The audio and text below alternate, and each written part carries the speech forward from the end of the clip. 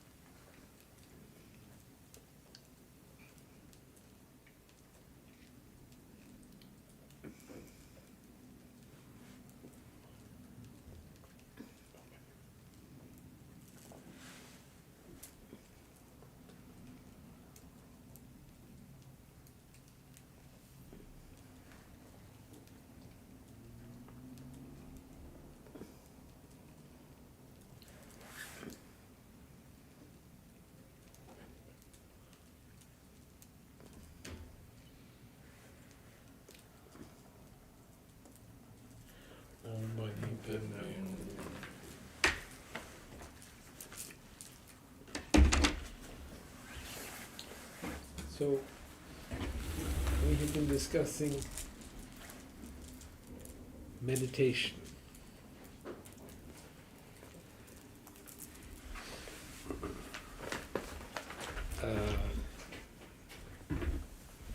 And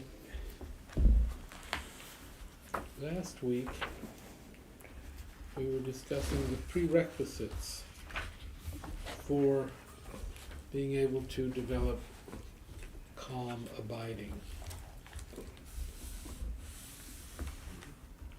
And I thought I would read Tsongkhapa's list of the preconditions for meditative serenity. I think that was, who brought up, you, I think you were saying how difficult this would be, and so I meant, you found it? In the book? Yeah. Is that in volume 1? Oh, Three. no, I didn't have a chance to look at it. Is it in volume 1? Three. Volume 3. Okay. That's right, yes. So,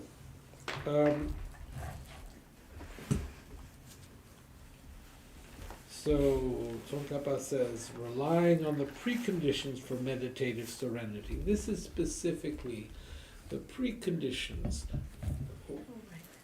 for a yogi to devote himself or herself to the intense retreat practices that will lead to a mind that is able to remain focused on its object of focus without effort and with clarity.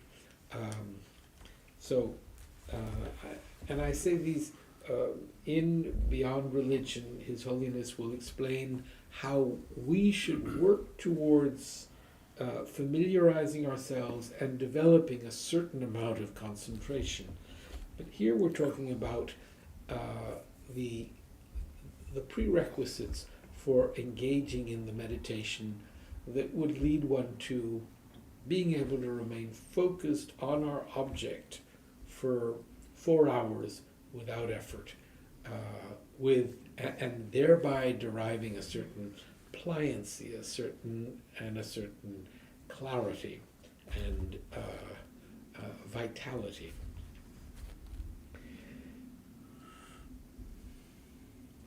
At the outset, the yogi should rely on the preconditions for serenity, which make it possible to achieve serenity quickly and comfortably. There are 6. Dwelling in an appropriate area. The area should have 5 attributes. Easy access so that necessities such as food and clothing may be readily obtained. Being a good place to live where there are no wild beasts such as predators, no enemies, etc. Sorry. Being on a good piece of ground in that it does not breed sickness. Offering good companionship insofar as your companions are ethically disciplined and like-minded. And being well suited inasmuch as there are not many people about in the day and little noise at night. Maitreya's ornament for the Mahayana Sutra states, the intelligent practice in a place which is accessible, is a good place to live, offers good ground and good companions, and has the requisites for comfortable yogic practice. So that's the first. That's the dwelling. And so the second, so what's, I think that we all have access to that first one. I don't know whether cats are predators or... They are. Not this one.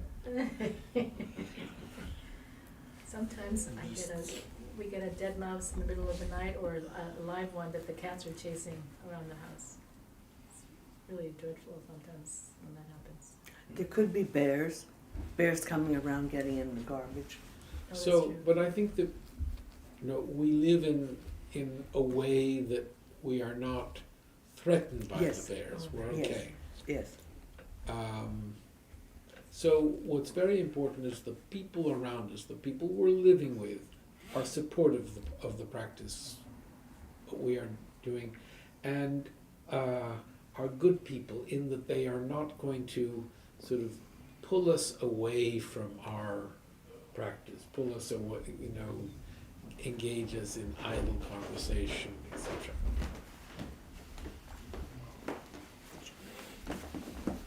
So, the second, you do not strongly crave more or better robes.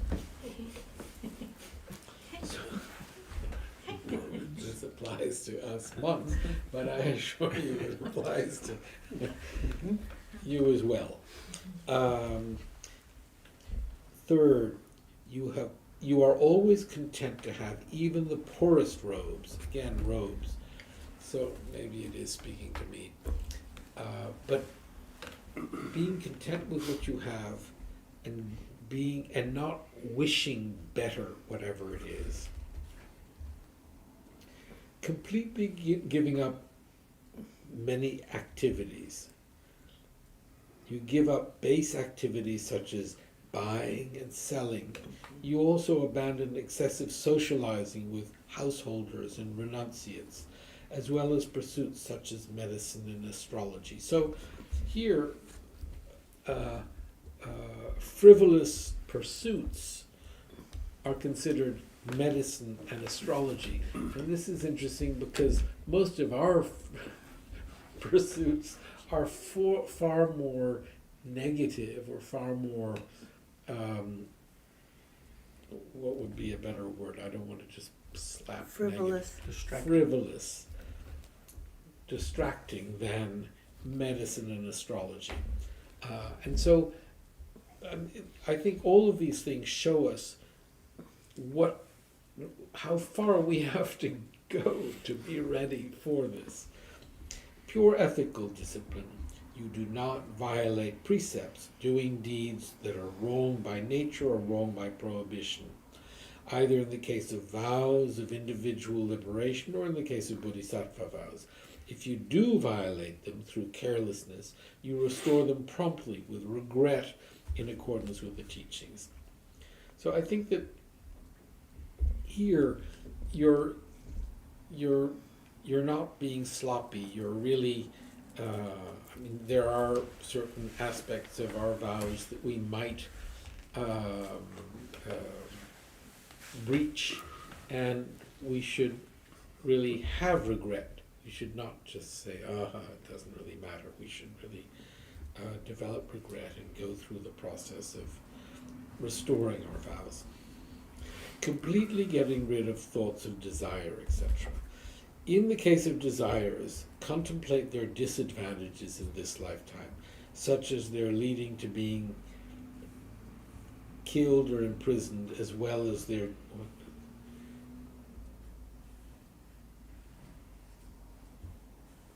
In the case of desires, contemplate their disadvantages in this lifetime, such as their leading to being killed, desires leading us to being killed or imprisoned, as well as their disadvantages for the future, such as their leading to rebirth in miserable realms. Alternatively, eliminate all thoughts of desire and such by meditating with the thought that everything in cyclic existence, pleasant or unpleasant, is ephemeral and impermanent. Since it is certain that I will shortly be separated from all these things, why should I crave them? So those are the 6 prerequisites to being ready to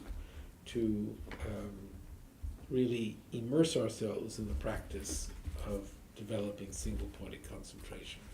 Now, in all the years that I lived in India and lived among people who were devoting themselves to serious practice, there's only one I met who said, reading about the development of single-pointed concentration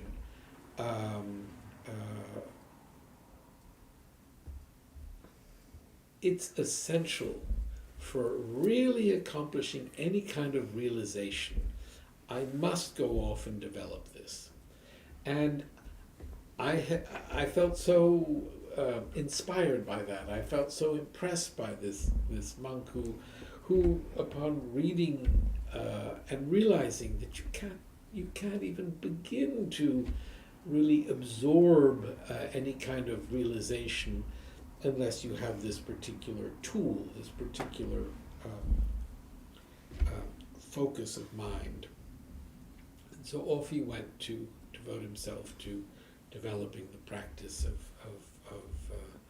calm abiding. It is said that if you're not ready, if you don't have those prerequisites, when you begin to force your mind, work at developing this concentration, you can go crazy.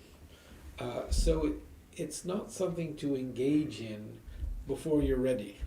If you want to move that, you can move it a little bit. It's okay, I can do this. The light on you is important. Oh, we have a lighting master here. You're hardly. Caught by the chair. So, there is the danger of going crazy, and I remember asking one of my teachers about engaging in this, and he said, well, you really have to be absolutely ready, because you only have one chance at doing it in a lifetime. If you don't arrive there in that, you can go, he said, you can go crazy. And you can't, you will then have messed up your inner winds or channels to such an extent by pushing yourself to concentrate and fighting against. This is towards single-pointed meditation. Mhm. You have one chance and you give it a go, and if it doesn't work, you're out. That's it. Okay. Next life. Okay. That's what I was told. Okay. And anyway, the monk whom I was first referring to went off to the mountain to devote himself to this, and he had the support, and then after about, this is said to take between 6 months and a year to really develop that concentration. And after about 3 months, I saw him again, and he said, didn't work. And I, there was something so honest about the fact that he had realized that he was not ready. Of course, there are those monks who, upon completing their studies, go off to the mountains and devote themselves to really serious concentration, serious practice, they work in developing the realizations of what they've spent many, many years studying. And I remember once up in Upper Dharamsala seeing these 3 monks who had come down to the area of the temple to attend our bi-monthly confession ceremony for monks. And they were going back to their retreat huts up in the mountains. And they were seated. It was I don't know, maybe a 4-hour walk back up to their retreat place. And they were sitting, taking a rest under a tree. And with some friends of mine, I went up and talked to them. And there was the monk who, as they talked, there was the monk who had been in retreat for a few years, and he didn't say anything. He just sat there at peace. And then there was the monk who had been in retreat for maybe a year or many months, and he engaged in the conversation a little bit. And then there was the monk who had been in retreat for two and a half months, and he was very enthusiastic about the retreat, and he shared his experiences, and he was talkative, and you could see that the talkativeness, as a result of practice, as a result of remaining in retreat, would lead to less talk, and then eventually to serene silence. So, now to how we. Can I ask something? So is it true that most of those monks would be doing tantric meditation in that situation? And is concentration integrated into that practice? Yes and yes. Yeah. I didn't ask them what they were meditating on, but yeah. And such realizations take place entirely in silence. you receive it through in a silent manner, in a silent in meditation. Which realization? Single, Calm abiding. yeah, calm abiding and so on. Silence. Hmm. Noise is very disturbing.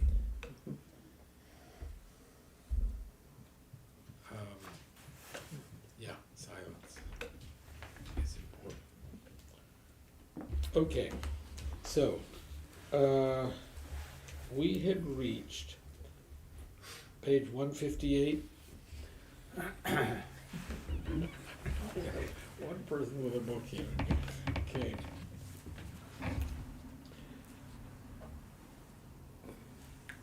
One useful way to understand the different forms of mental cultivation is to look at each practice from the perspective of its object. There is, for example, the practice which has the form of taking something as an object, such as when one takes, say, fundamental equality of all beings as the object of deep contemplation. Then there is meditation in the form of cultivating the positive mental qualities. In this form, qualities like compassion and loving kindness are not so much seen as the objects of the practice. Rather, the person seeks to cultivate these qualities within his or her heart. The first of these two approaches corresponds to the development of mental states that are more cognitively oriented, such as understanding, while the second develops more affect-oriented mental states, such as compassion. We might refer to these two processes as educating our mind and educating our heart. Because we live in an age when much can be done at the touch of a button, some of us may expect to see immediate changes in the domain of mental cultivation as well. We may suppose that inner transformation is simply a matter of getting the correct formula or reciting the right mantra. This is a mistake. Mental cultivation takes time and effort and involves hard work and sustained dedication. So, do you have anything to say on this? Sustained dedication over a lifetime or many lifetimes? Well, here we're really talking about if you want to develop some kind of meditative result, you shouldn't think that you will do so within a day or two or from the start. You shouldn't expect to really advance much in a month or two.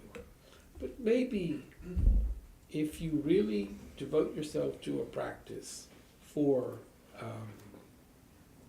daily, maybe after a year or so, you can look back and you can say, oh, There's progress. I'm a little, yeah, Mm-hmm.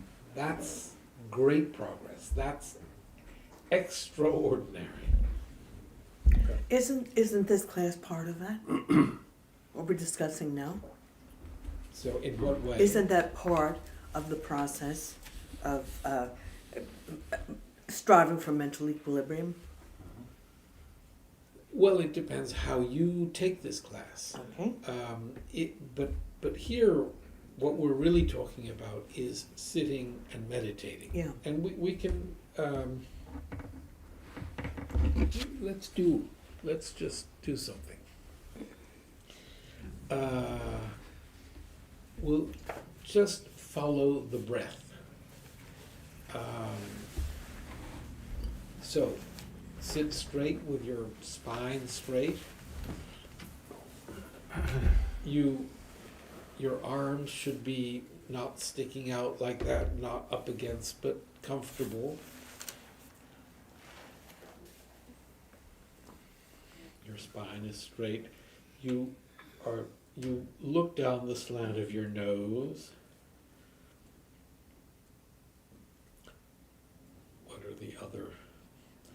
You touch the top of your palate with your tongue, with your mouth closed. you put your right hand on your left hand with your thumbs touching at around your navel.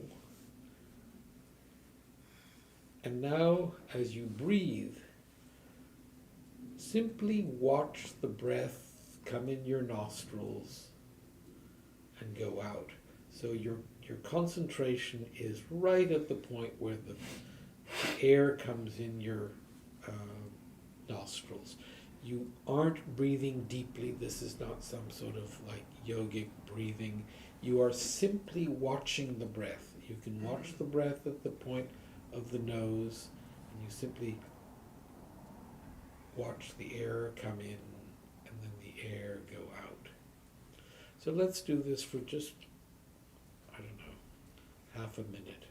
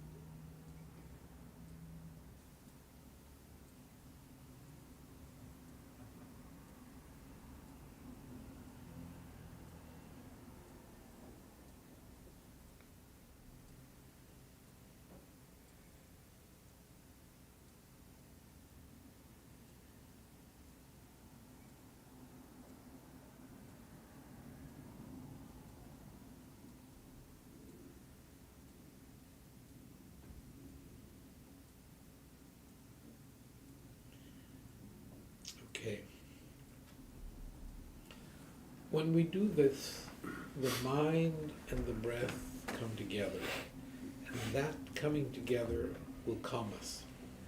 Now, I don't know how did you remain concentrated on your breath throughout that moment? Yes. That time? Surprisingly. Yes. On and off. On and on. Somewhat. So, we should expect that the mind wanders off. And if we want to do this, we can count the in and out of the breath as one, in and out of the breath. And we'll see that the mind goes off. Suddenly we find that we're thinking about something we forgot to do or we have to do. No? And then we bring the mind back and we start at one again and resume this. If we do that every day, and if we do that seriously, eventually we will find that we have a little better ability to keep our minds on the concentration, on the breath. And we have a little better ability to bring our minds back once the mind has gone off on some tangent, to bring it back and remain concentrated. So that's If you have developed or worked on concentration and meditation over a period of time and it was progressing, and then you've slipped from it and you continued to slip from it for a while and then came back to it, that's in itself progress. Correct? coming back to it is Yeah. progress, yes. Yeah. Coming back to the practice is what I'm saying. Absolutely. Yeah, okay. Anytime we come back, So the impression made originally was very strong, enough to bring you back, or the you're impression longing for made, missing or you mean the impression made by the meditation, or your practice. by your, let's say, spiritual inclination? Mm. Mm. Okay. So that little practice is really something, if we're trying to develop compassion, for example, if we precede it by just a little bit of simply watching the breath, we calm down, we focus, and then we can work at developing concentration on a quality such as compassion, going through the steps that we have to bring about that feeling of compassion, which we then try to hold on to. So we then switch to analytical meditation. Yes. Okay. So this what we've done is just a little moment of single-pointed concentration. Mm-hmm. And actually it's not true single-pointed concentration, because if we're counting, we're already engaging in some kind of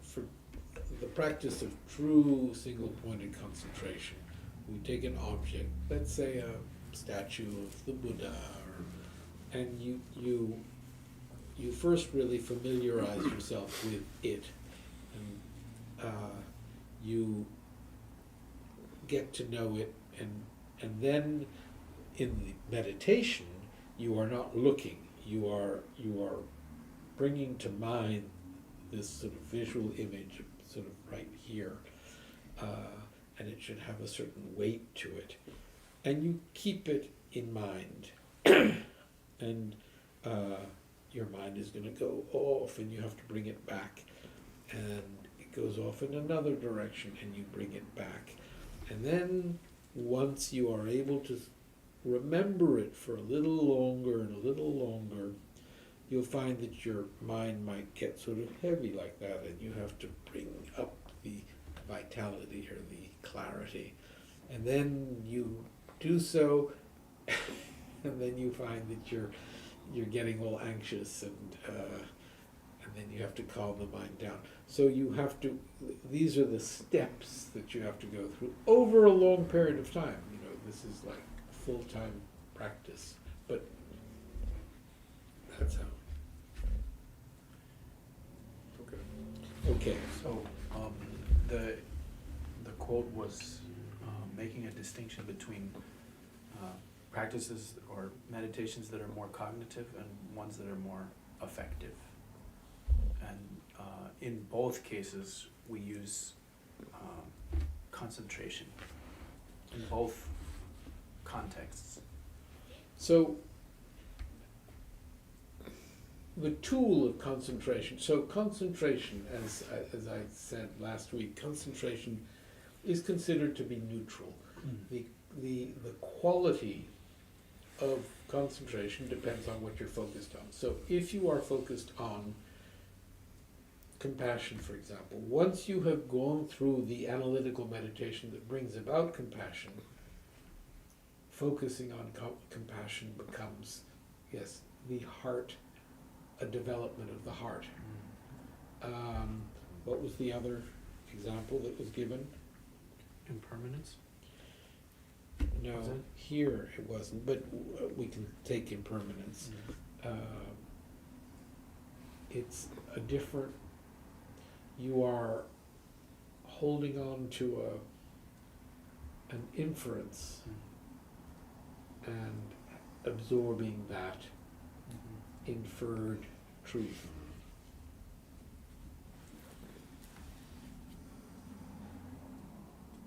The fundamental quality of all beings, the fundamental equality of all beings.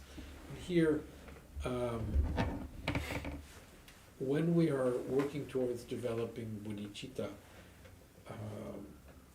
when we're working towards developing equanimity, in order to truly have compassion and truly have great compassion, of course we can have compassion for some sick child that we see, but if we're working towards developing the wish to remove the suffering of all sentient beings, we have to develop equanimity, and we have to do so by, let's say, the thinking about, just as I wish to be happy and not to suffer, so does he wish to be happy and not to suffer.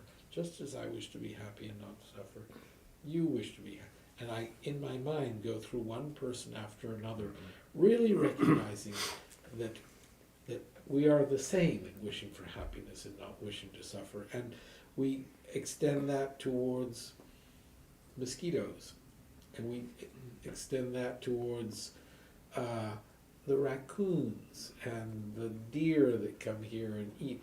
We think that that deer, just as I wish to be happy and don't want to suffer, so does that deer. Just as I wish to be happy and don't wish to suffer, so does that cockroach. And it's very powerful to begin to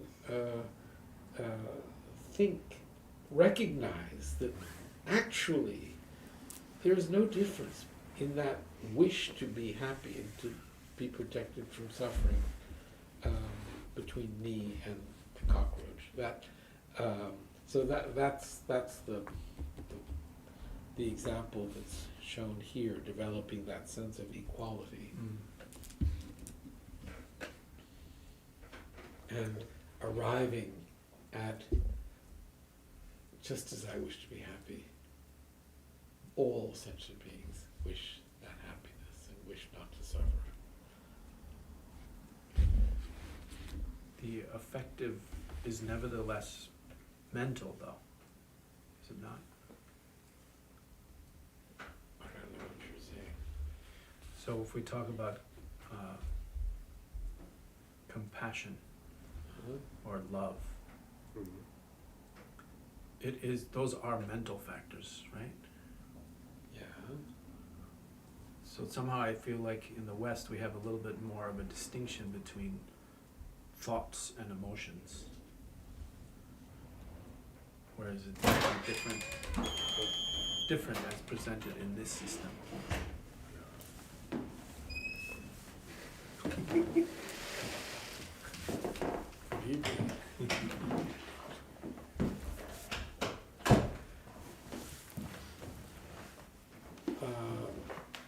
Yeah, as is said in this book, the whole idea of emotions, emotional is not a concept that's, so we have to dissect just what we mean by emotion. If we're talking about love as the desire to provide others with what they, with happiness and what they wish for, I guess I'm trying to imagine when you're focusing on love, for example, what is it? What is the object that is being focused on? Is it a sentence or a feeling in our body, or? I've been talking about compassion, and compassion is that out of a recognition that all sentient beings wish to be happy and wish not to suffer just the way I do, out of that will come the wish to provide all of my happiness, all of my resources, everything, a wish to provide others with whatever they wish for. That feeling, that wish, that's love. And compassion is the wish to remove all suffering from others. So one is one of providing, one is sort of removing the suffering. Does one experience the feeling in one's body, or is one continually thinking of reasons for these things? No, eventually, as a result of thinking of reasons, it will be emotional. Meaning you'll feel it. So you're doing this. Yeah, that's all I So can it's do. embodied. It's embodied in some way. I don't know. Okay. I can't say, but Mark, you have such feelings, I'm sure, when Yeah. you see many people whom you wish to provide for. Yeah. Where is that? What is that? Physical? Is that? I think it's a combination of thoughts, concepts, and then But resultant energy in the Emotion. body. Yeah. The energy is the result of. The result of this process. Yes. Yes. Do you wish to provide them with whatever they want, or will ease their suffering, depending on the or do you wish to provide them with peace and equanimity? Both. But I mean, if someone wishes to have alcohol or something, Yes. you're not wishing to provide them with alcohol. You're wishing to provide them with freedom from the suffering that they're experiencing. okay, all right, that's good. Then if someone wishes to have a child, then you're wishing that their need or desire to have a child will be gratified. Okay. Yeah, not necessarily by having a child, Oh, but by you wish that their need, as you said, be gratified. You want them to be happy. You want them to be free of the suffering they're experiencing. so essentially you're wishing that they have peace and equanimity. You're wishing that they have freedom from all suffering. Okay, got it. She got it. Isn't there a famous story in Buddhism about somebody who was drowning and one person yelled out something like, save him, and the other person just jumped in without even thinking about it? Do you know this story? No, but That's, to me, that's an example of bodhicitta, of this just automatic response to, so it's physical and mental and everything, it's just an automatic response to jump and to save the person from drowning. Yeah, but maybe two people drowned. It depends. Yes, there's an impulse, but maybe two people end up drowning that way. Isn't there supposed to be a moment of reflection? Well, I'm, Don't you need that instant of I'm reflection? hoping that the person who jumped in is a swimmer who would know how to swim. Well, we're hoping they're a bodhisattva. I could We walk hope on it's a water. bodhisattva who just brought them right up. I think knowing the precise way to be helpful is the point of becoming a Buddha, because they'll have that omniscience to know precisely what needs to be done and what shouldn't be done. Right.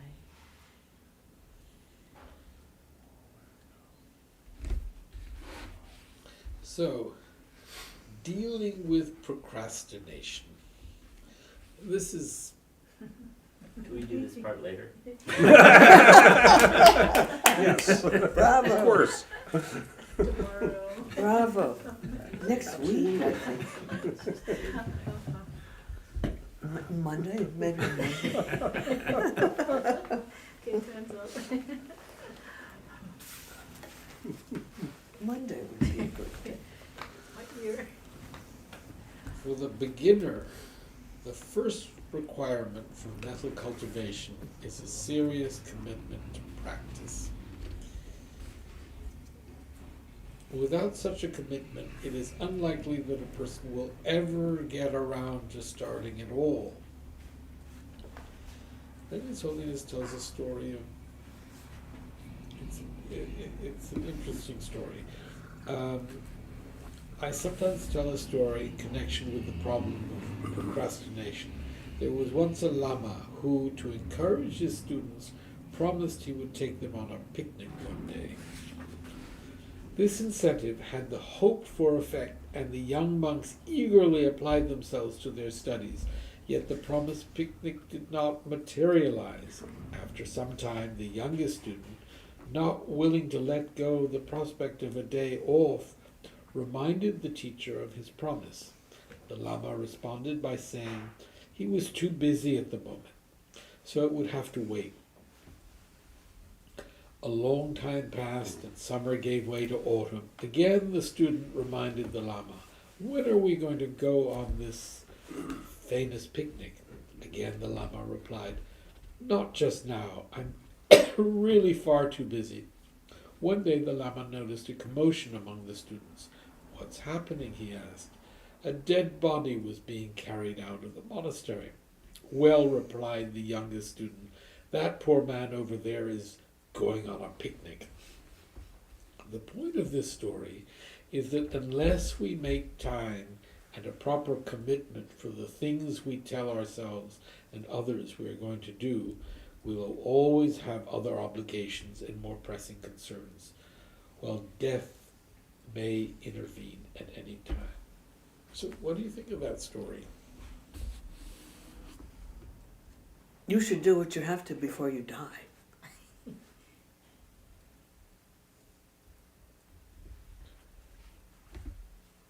It almost implies that the thing, we should be concerned that we don't miss out on going on a picnic before we die. I feel like there's some ambiguity of what symbolizes what.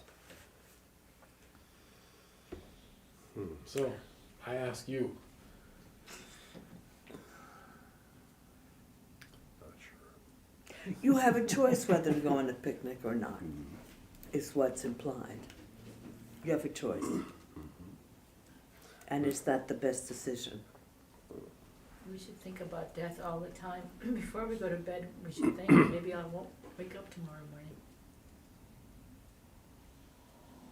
And when you wake up, remind yourself, you might not go back to sleep tonight. Mm-hmm. Yes, but Do we always have to relate that to death? well, I mean, death, that's the ultimate, you just can't do it anymore. I think that, bearing in mind the finite aspect of life is very helpful for dealing with procrastination. Yes. I'm wondering, when I grew up, my mother had given me at one time a plate from the top of a, to-go dish, the paper piece that's put down and then it's folded around, and on it was printed, this isn't around to it. This is your gift. I'm giving you this for when you get around to it. What was, Thanks, Mom. what was in it? Nothing. It was just the round cardboard piece of the top of a to-go that she had neatly printed on it and embellished it as an around to it. This is an around to it. And I, what is this? She said, this is for when you get around to it. Smart mother. Never push the thing, it's like, there's going to become a day when you're no longer able to do this. So do this now. Set the time aside to do it. Major cardinal sin. I still have that. And have you gotten around to it? I will someday. Maybe Monday. There's always something else to do. And that's been like the story of my life in many ways. Well, I think that, I don't think we can blame the present day or, but we are living in a time when interruptions and distractions are far more readily available than ever before. And if we believe in the laws of karma, we are responsible for that. We can't put the blame on Steve Jobs. We have to put the blame on ourselves. We are, and we have to put the responsibility for dealing with these distractions on ourselves.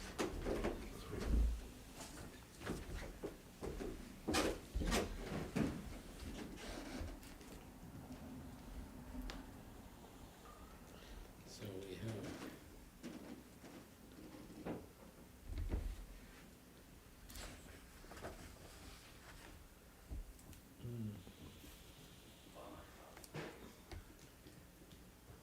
Isn't the goal to have equanimity in all situations, no fear? Isn't His Holiness speaking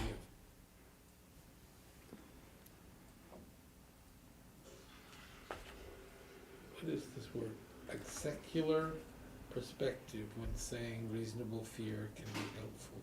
But from Lojong perspective, isn't any fear a symptom of attachment to the Eight Noble Concerns? Okay. Well, these were from Monday night.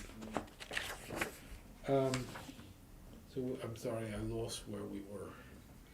As for the meaning of the story, or our interpretation of the story. To me, it also points to some balance in one's discipline, that we need to rest and go on picnics now and then. Okay. The bright side of life. Yeah. Well, study can be the bright side too. I'm wondering, the person that they carried out who had passed, was it the person who was asking about when are we gonna go on this fabled picnic? No, I think that the one who said that was the one Yeah. who said, well, that's the, He's on a he's picnic. going on a picnic.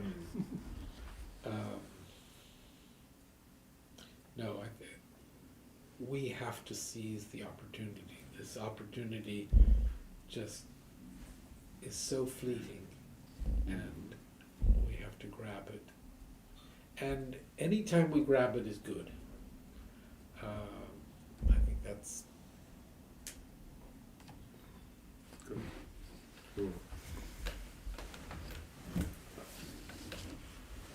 at the outset. I should sound a note of caution. As the beginning meditator will quickly discover, the mind is like a wild horse. Like a wild horse, it takes a long time, as well as familiarity with the person who wishes to tame it, before it will settle down and obey commands. Similarly, only with gentle persistence over an extended period will the real benefits of meditation become apparent. Of course, it is all right to set aside just a few days to try out a short program of mental training, but it is wrong to judge the results before you have really given it a chance. It may take months, even years, to realize its full benefits. That was an agreement, I think. Yep.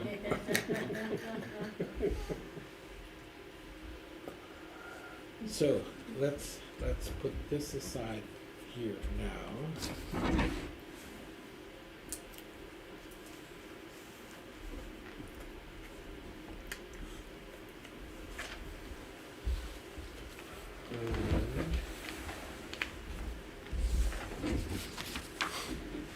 Here we have, we're being asked to recite the Noble Three Jewels for William Finn. And also YouTube comments from Monday night. Were you most of you were there on Monday night? Yes. Isn't the goal to have equanimity in all situations, to have no fear? So we work towards having equanimity, but fear, in Monday night's class we were talking about the fact that certain afflictive emotions have the ability to help us. Attachment is the basis for life. Fear protects us from dangers. An element of fear is useful because it provides the instinct to remove ourselves from danger, etc. So the goal to have equanimity in all situations is there, but fear can be of benefit. The point of what His Holiness was saying is that these afflictive emotions, things such as fear, are not necessarily or inherently or naturally negative or bad or afflictive. They can serve, an element of fear can protect us, can serve to jolt us and protect us. Isn't His Holiness speaking from I don't know what this, a secular perspective when saying reasonable fear can be helpful? Yes. But from Lojong perspective, isn't any fear a symptom of attachment to the... Yes. So here, His Holiness is simply showing us that fear, that these are, again, I'm repeating myself, that there can be, that reasonable fear can be helpful. What does it mean from a Lojong perspective?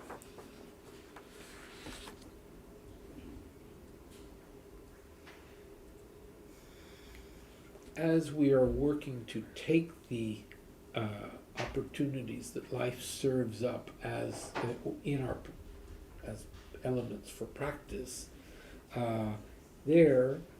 something like fear would be something to not say, oh, there are good sides of it, but to see the negative aspects and work at dealing with those. I presume. This is not my... Oh, Darren is asking me to tell everyone that the Tibet Center is now on Blue Sky, the Tibet Center bluesky.social, the Tibet Center bsky.social. So do go to Blue Sky. Do you have Blue Sky? I think it's a new social media platform. I get, you sign up for it, I guess. Are you on Blue Sky? No? Will it distract us? Darren, are you on Blue Sky? Yeah. Okay, Darren is on Blue Sky, the Tibet Center is on Blue Sky.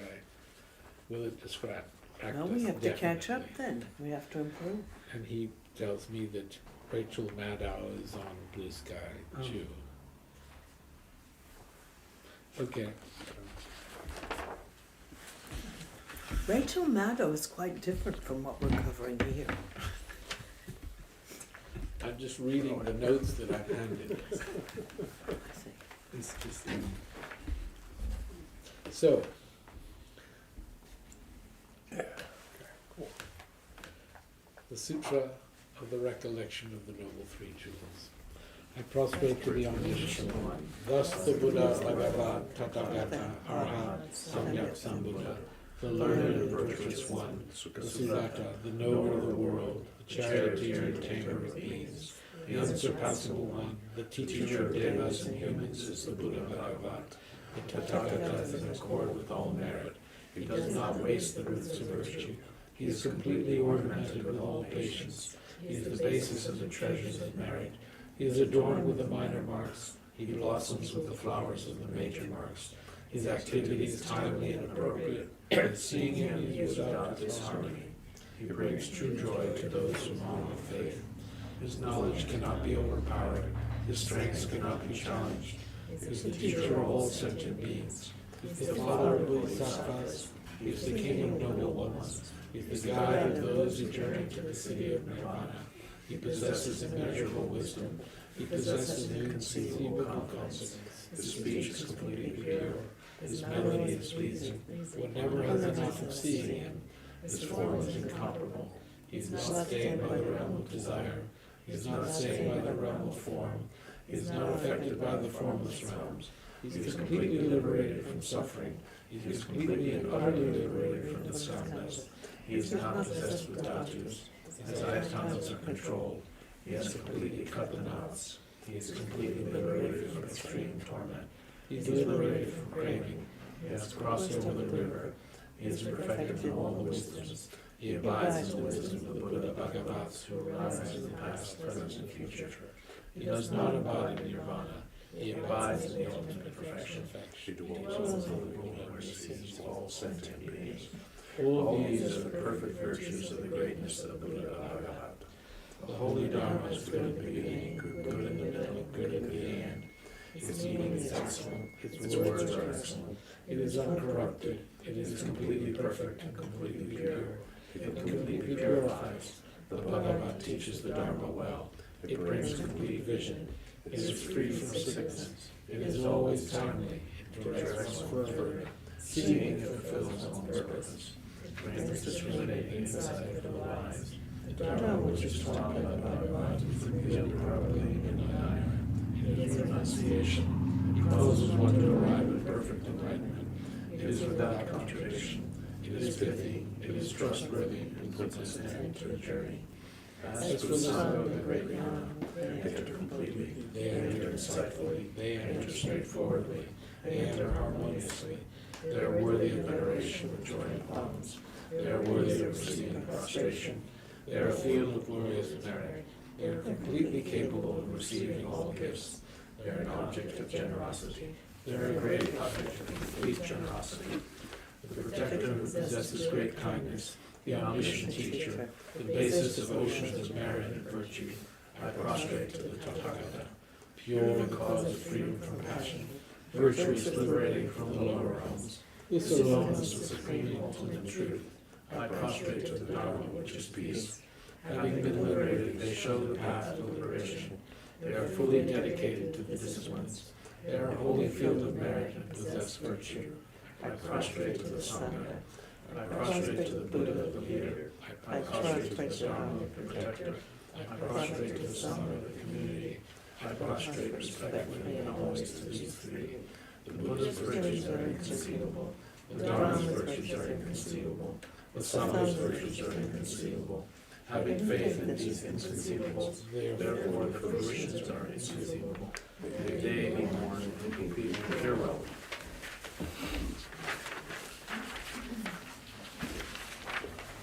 The 8 verses with the determination to accomplish the highest welfare of all sentient beings, who surpass even a wish-granting jewel, I will learn to hold them supremely dear. Whenever I associate with others, I will learn to think of myself as the lowest amongst all, and respectfully hold others to be supreme from the very depths of my heart. In all actions, I will learn to search into my mind, and as soon as a disturbing emotion arises, endangering myself and others, I will firmly face and avert it. I will learn to cherish ill-natured beings, and those oppressed by strong misdeeds and sufferings, as if I had found a precious treasure difficult to find. When others out of jealousy treat me badly, with abuse, slander, and so on, I will learn to take all loss and offer the victory to them. But when the one I have benefited with great hope unreasonably hurts me very badly, I will learn to view that person as an excellent spiritual guide. In short, I will learn to offer to everyone without exception all help and happiness directly and indirectly, and respectfully take upon myself all harm and suffering of my others. I will learn to keep all these practices undefiled by the stains of the 8 worldly concerns, and my understanding of all phenomena like illusions be released from the bondage of passion. Prepare for the swifter courage of my exalted wisdom of all victors gathered in a drop, sole refuge manifest in the form of the one wearing saffron robes, Guru Lobsang. Please bear witness here today that our prayers may be fulfilled. We beseech the great torch of doctrine, accomplishing from long ago the vast ways of aspirational prayers, Lord of speech of Victor Lobsang's teachings, spreading them to the ends of the earth by means of explanation and practice. But holding the commitment, I will invite all beings to be my guests in this past spiritual awakening. Yet you have withdrawn the activities of the form body and serve as the welfare of others. Is that worthy of the supreme among beings, Bodhisattvas? Though impossible for you to since existence end, to abandon your commitment to liberate all beings, we beseech the new son of Nirmanakaya to swiftly return from the realm of Dharmakaya, brought forth by Bodhicitta drawn by 7 seeds. Having reached the far limits of scholarship, religious life, and Buddhism, please come swiftly as an unrivaled supreme emanation, full holder of the sage's teachings, and wish-fulfilling jewel, return as the glory of Losang Kente, magnificent truth of the 3 precious jewels, Mahakala, Karmayana, Srimati Devi, and the ocean of Dharma protectors. May you spontaneously fulfill our wish, the swift blossoming of the reincarnation's fresh moon-like face. So, This Saturday, we don't have Tara recitation here, but Monday in New York at 151 West 30th Street on the third floor, we have another class on Beyond Religion.